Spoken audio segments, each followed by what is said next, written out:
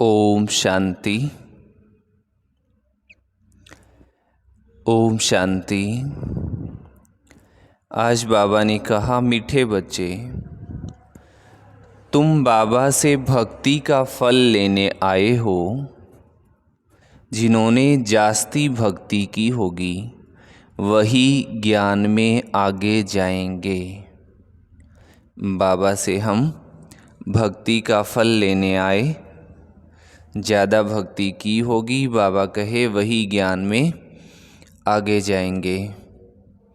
क्योंकि जो सतयुग शुरुआत में आ गए तो द्वापर में भी शुरू में उन्होंने भक्ति की, तो बाबा कहे वही ज्ञान में आगे जाएंगे।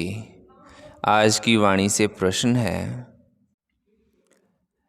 कलयुगी राजाई में किन दो चीज़ों की ज़रूरत रहती है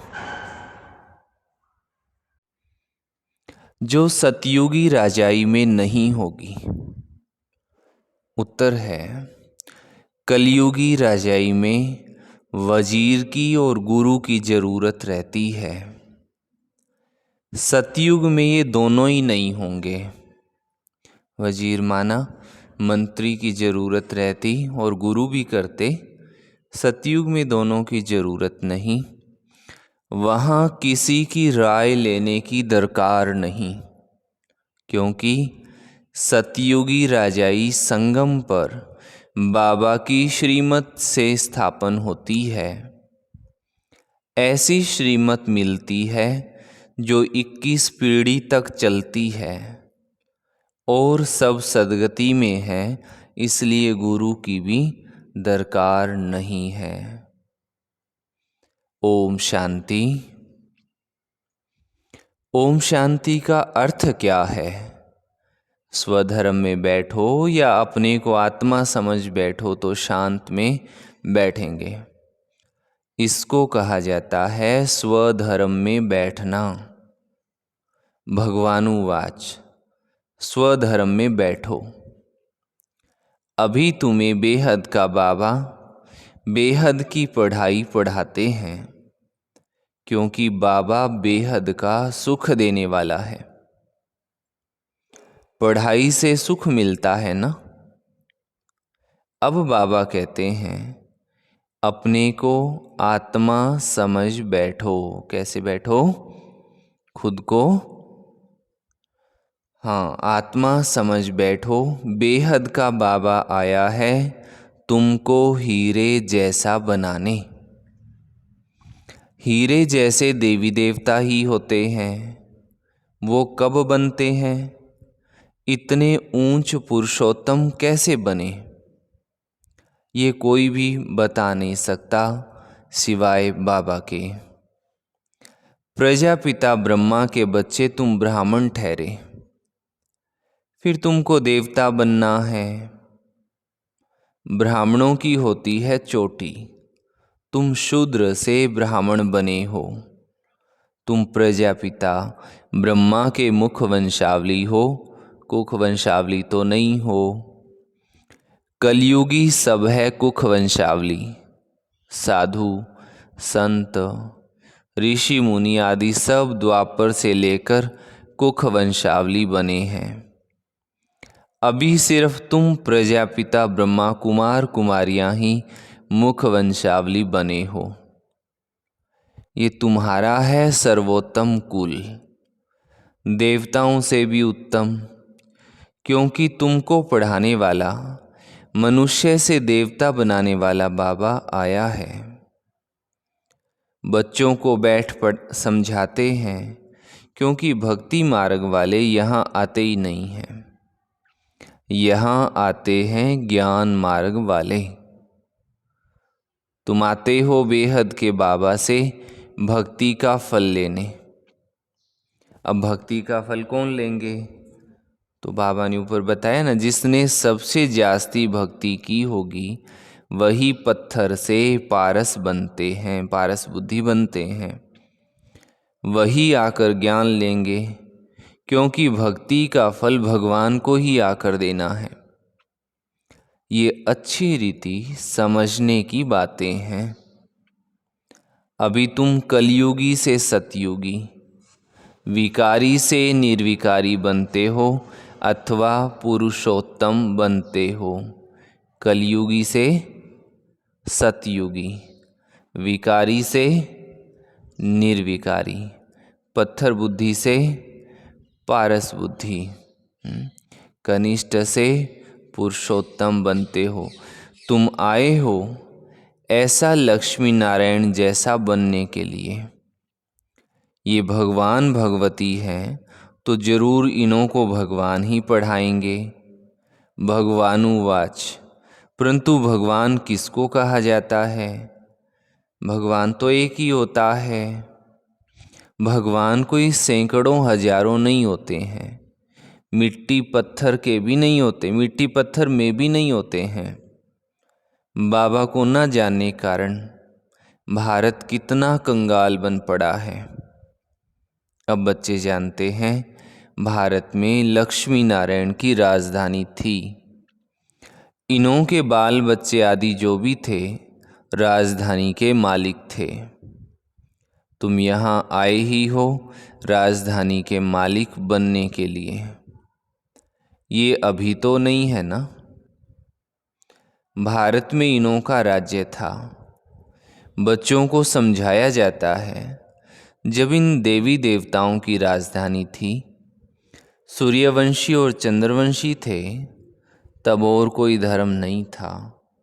कब? जब सूर्यवंशी और चंद्रवंशी थे तब कोई और धर्म नहीं था। इस समय फिर और सब धर्म है, ये धर्म है नहीं, माना देवी देवता धर्म है नहीं।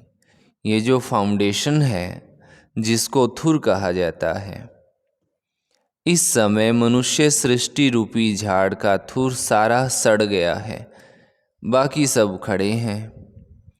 अब उन सब की आयु पूरी होती है। ये मनुष्य सृष्टि रूपी वैरायटी झाड़ है, भिन्न नाम रूप देश काल अनेकानेक है ना। कितना बड़ा झाड़ है। बाबा समझाते हैं कलप कलप ये झाड़ जर्जड़ी भूत तमो प्रधान हो जाता है, तब फिर मैं आता हूँ। तुम मुझे पुकारते हो बाबा आओ, हम पतितों को आकर पावन बनाओ। हे पतित पावन कहते हैं तो निराकार बाबा ही याद आता है। साकारी तो कभी याद नहीं आएगा। पतित पावन सदगति दाता है ही एक। जब सतयुग था तो तुम्हारी सदगति थी। अभी तुम पुरुषोत्तम संगम युग पर बैठे हो, बाकी सब कलयुग में हैं। तुम हो पुरुषोत्तम संगम युग पर। कौन से युग पर? पुरुषोत्तम संगम युग पर। हाँ, उत्तम से उत्तम पुरुष व ऊंचे से ऊंचा गाया जाता है एक भगवान। ऊंचा तेरा नाम, ऊंचा तेरा धाम। ऊंचे से ऊंचे रहते हैं ना परम धाम में। ये बड़ा सहज समझने का है। सतयुग, त्रेता, द्वापर, कलयुग, फिर है कौन सा युग? संगम युग। इसका किसको पता नहीं है। ड्रामा में ये भक्ति मार्ग भी बना हुआ है। ऐसे नहीं कह सकते कि बाबा फिर ये भक्ति मार्ग क्यों बनाया है। ये तो अनादि है। मैं बैठ तुमको इस ड्रामा का राज समझाता हूँ। मैंने बनाया हो तो फिर कहेंगे कब बनाया। बाबा कहते हैं अनादि है ही, माना बना बनाया है ही। शुरू कब हुआ ये सवाल नहीं आ सकता। अगर कहेंगे फलाने समय शुरू हुआ तो कहेंगे बंद कब होगा, परंतु नहीं, ये तो चक्र चलता ही रहता है। तुम चित्र भी बनाते हो ब्रह्मा विष्णु शंकर का, ये है देवताएं। त्रिमूर्ति दिखाते हैं, उसमें ऊंचे से ऊंच शिव को दिखाते नहीं हैं, उनको अलग कर देते हैं। ब्रह्मा द्वारा स्थापना, सो तो अब हो ही रही है। तुम अपनी राजधानी स्थापन कर रहे हो। राजधानी में तो सब प्रकार के पद होते हैं, प्रेसिडेंट भी है, प्राइम मिनिस्टर भी है, चीफ मिनिस्टर भी है, प्रधानमंत्री, मुख्यमंत्री, राष्ट्रपति सब हैं। ये सब होते हैं राय देने के लिए। सतयुग में राय देने वाले कोई नहीं चाहिए। अभी जो तुमको राय अथवा श्रीमत मिलती है वो अविनाशी बन जाती है।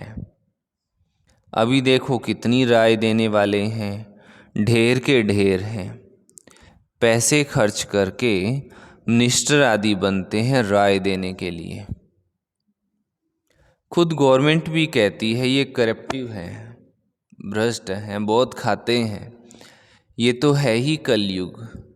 वहाँ तो ऐसे होते नहीं। वहाँ सतयुग में बाबा के ऐसे होते नहीं, वजीर आदि की दरकार नहीं रहती है। ये मत 21 जन्म चलती है, तुम्हारी सदगति हो जाती है। वहाँ तो गुरु की भी दरकार नहीं रहती है। सतयुग में ना गुरु ना वजीर रहता है। अभी तुमको श्रीमत मिलती है अविनाशी 21 पीढ़ी के लिए, 21 बुढ़ापे के लिए। बूढ़ा बन फिर शरीर छोड़ जा कर के बच्चा बनेंगे। जैसे सर्प एक खाल छोड़ दूसरी लेते हैं। बाबा समझाते हैं, मीठे मीठे बच्चों, तुम ब्राह्मण ब्राह्मणियाँ हो। ग्रंथ में भी पढ़ते सुनते तो सब हैं, मूत पलीती कपड़ धोए, ये गुरुवाणी में आता है। भगवान को बुलाते हैं कि आकर मूत पलीती कपड़ा हम आत्माओं का धुलाई करो। हम सब आत्माओं के बाबा, आकर हमारा कपड़ा साफ करो। शरीर तो धोना नहीं है, आत्माओं को धोना है, क्योंकि आत्मा ही पतित बनी है। पतित आत्माओं को आकर पावन बनाओ। तो बाबा बच्चों को समझाते हैं, मीठे मीठे बच्चों, मुझे यहाँ आना पड़ता है। मैं ही ज्ञान का सागर हूँ, पवित्रता का सागर हूँ। तुम बेहद के बाबा से बेहद का वर्षा लेते हो। हद के बाबा से हद का वर्षा मिलता है। हद के बाबा से हद के वर्षे में दुख बहुत है, इसलिए बाप को याद करते हैं। अथाह दुख है। बाबा ने कहा है, ये 5 विकारों रूपी रावण तुम्हारा सबसे बड़ा दुश्मन है ना। ये आदि मध्य अंत दुख देते हैं। हे मीठे बच्चों, अगर इस जन्म में ब्राह्मण बनकर काम पर जीत पहनी तो जगत जीत बनेंगे। तुम पवित्रता धारण करते हो देवता बनने के लिए। हम पवित्रता किस लिए धारण किए? देवता बनने के लिए, क्योंकि कायदे में ही फायदा बाबा हमें समझाते हैं ना। अच्छा, तुम पवित्रता धारण किए हो देवता बनने के लिए। तुम आए हो आदि सनातन देवी देवता धर्म की स्थापना करने। ये है पुरुषोत्तम संगम युग। इसमें पुरुषार्थ करके पावन बनना है। कल्प पहले जितने पावन बने थे, सूर्यवंशी चंद्रवंशी घराने के, वो जरूर बनेंगे। टाइम तो लगता है ना। बाबा युक्ति बहुत सहज बताते हैं। अब बाबा के बच्चे तो बने हो, यहाँ तुम किसके पास आए हो? वो तो है निराकार। उसने इस शरीर का लोन लिया है। वो खुद बताते हैं, ये है बहुत जन्मों के अंत के भी अंत का जन्म। तो ये हुआ सबसे जास्ती पुराना तन। मैं आता ही हूँ पुरानी रावण की आसुरी दुनिया में। और फिर उनके शरीर में जो अपने जन्मों को नहीं जानते हैं। ये है बहुत जन्मों के अंत का जन्म। जबकि इनकी वानप्रस्थ अवस्था है, तब मैं प्रवेश करता हूँ। गुरु भी हमेशा वानप्रस्थ अवस्था में किया जाता है। कहते हैं ना, 60 तो लगी लाठ। घर में रहेंगे तो बच्चों की लाठ लगेगी, इसलिए भागो घर से। लाठ माना लाठी। अगर 60 के बाद घर में रहते हैं तो मतभेद आना शुरू हो जाता है, पिता पुत्र में, सास बहू में। तो समझते हैं कि वहाँ से हट करके संन्यास आश्रम की तरफ जाया जाए। तो बाबा कहे, बच्चे ऐसे होते हैं जो बाप को लाठी मारने में भी देरी नहीं करते हैं। कहेंगे कहाँ ये मरे तो धन हमको मिले। वानप्रस्थियों के बहुत सत्संग होते हैं। तुम जानते हो, सबका सद्गति दाता एक है। वो संगम युग पर ही आते हैं। सतयुग में जब तुम सद्गति पाते हो तो बाकी सब शांति धाम में रहते हैं। इसको कहा जाता है सर्व की सद्गति। बाबा के सिवाय और तो कोई भी सद्गति दाता हो नहीं सकता। समझ में आ रही है ना मुरली सभी को? हाँ। तो बाबा कहे, ना किसको श्री कह सकते हैं, ना श्री। श्री श्री अर्थात श्रेष्ठ होते हैं देवताएं। श्री लक्ष्मी, श्री नारायण उनको कहा जाता है। उन्हों को बनाने वाला कौन? श्री श्री शिव बाबा को ही कहना चाहिए। तो बाबा भूलें सिद्ध करके बताते हैं, तुमने इतने गुरु किए फिर भी ऐसा ही होगा। तुम फिर वही गुरु आदि करेंगे, चक्र फिर वही रिपीट होगा। जब तुम स्वर्ग में रहते हो तो वहाँ हो सुख धाम में। हम बाबा हमारी भूलें हमें बताते। और एक कहानी भी है जिसमें दो ज़्यादा अक्लमंद आदमी थे। वो कहते, भगवान ने ये सृष्टि ठीक नहीं बनाई, बहुत सारी भूलें कर दी। तो उन्होंने भगवान की भूलें लिखी। वो कहानी फिर कभी सुनाएंगे आपको। तो बाबा कहते हैं, जब तुम स्वर्ग में रहते हो तो वहाँ हो सुख धाम में। पवित्रता, सुख, शांति सब वहाँ है। वहाँ झगड़ा आदि होता नहीं है। बाकी इतने सब शांति धाम में चले जाएंगे। भल सतयुग को लाखों वर्ष कह देते हैं। बाबा कहते हैं लाखों वर्ष की बात है ही नहीं, ये तो 5000 वर्ष की बात है। कहते भी हैं मनुष्य के 84 जन्म। दिन प्रतिदिन सीढ़ी नीचे उतरते तमो प्रधान बनते जाते हैं। तो बाबा समझाते हैं, ये भी ड्रामा बना हुआ है। एक्टर्स होकर ड्रामा के क्रिएटर, डायरेक्टर, मुख्य एक्टर को ना जाने तो क्या कहेंगे। बाबा कहते हैं, इस बेहद के ड्रामा को कोई भी मनुष्य मात्र नहीं जानते हैं। ये बाबा आकर समझाते हैं। कहते भी हैं, शरीर लेकर पार्ट बजाते हैं तो नाटक हुआ ना। नाटक के मुख्य एक्टर्स कौन है कोई बता नहीं सकेंगे। अभी तुम बच्चे जानते हो ये बेहद का ड्रामा कैसे जूम मिसल चलता है, टिक टिक होती रहती है। मुख्य है ऊंचे से ऊंचा बाबा, जो आकर समझाते भी हैं और सबकी सद्गति भी करते हैं। सतयुग में दूसरा कोई होता नहीं, बहुत थोड़े हैं। वो थोड़े जो होंगे उन्होंने सबसे जास्ती भक्ति की होगी। तुम्हारे पास प्रदर्शनी व म्यूजियम में आएंगे वो जिन्होंने बहुत भक्ति की है। एक शिव की भक्ति करना, इसको कहा जाता है एवे बिचारी भक्ति। हम पहले द्वापर युग के शुरुआत में शिव की पूजा शुरू हुई।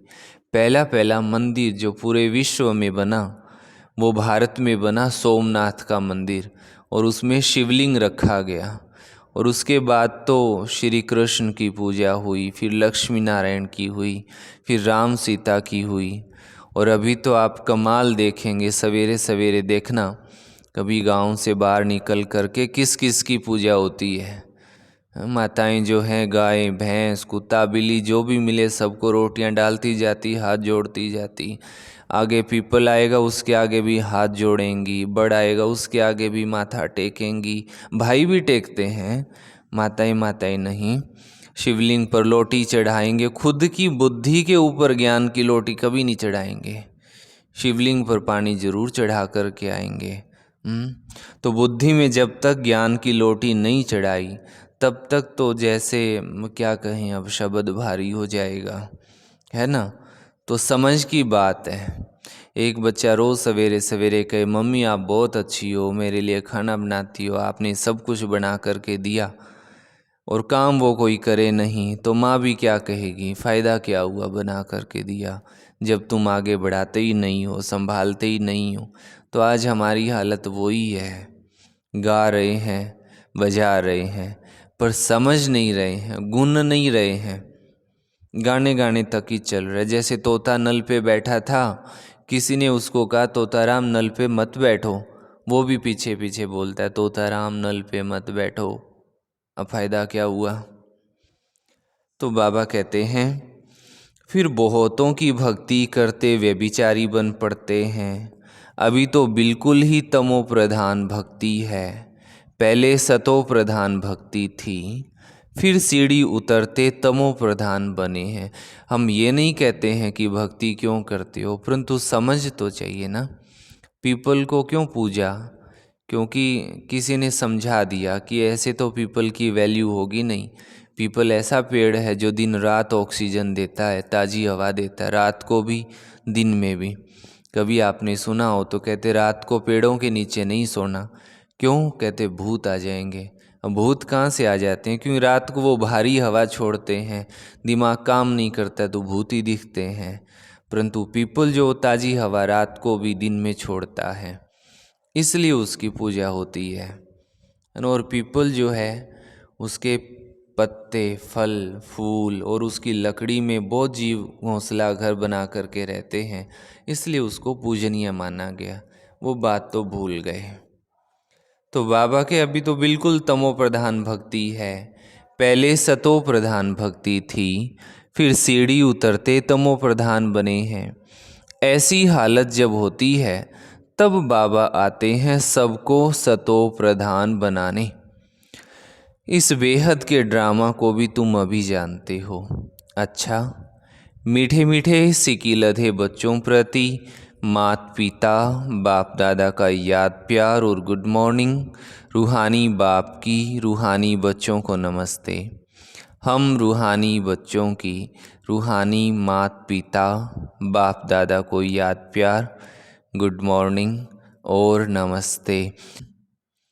अच्छा, धारणा के लिए मुख्य सार का पहला पॉइंट है, बेहद बाबा से बेहद का वर्षा लेने के लिए पावन जरूर बनना है। जब अभी पवित्रता का वर्षा लो अर्थात काम जीत बनो, तब जगत जीत बन सकेंगे।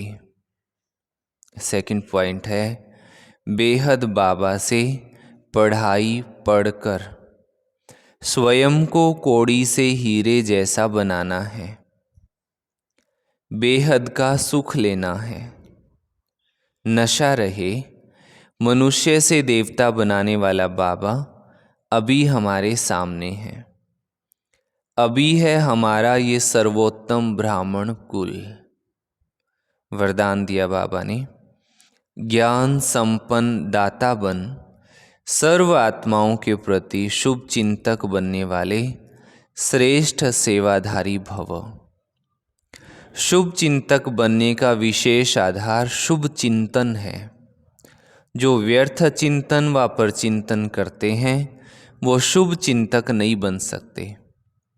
शुभ चिंतक मणियों के पास शुभ चिंतन का शक्तिशाली खजाना सदा भरपूर होगा। भरपूरता के कारण ही औरों के प्रति शुभ चिंतक बन सकते हैं।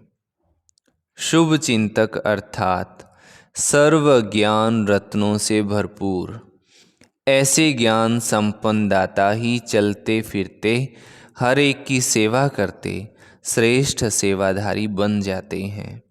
स्लोगन है, विश्व राज्य अधिकारी बनना है तो विश्व परिवर्तन के कार्य में निमित्त बनो।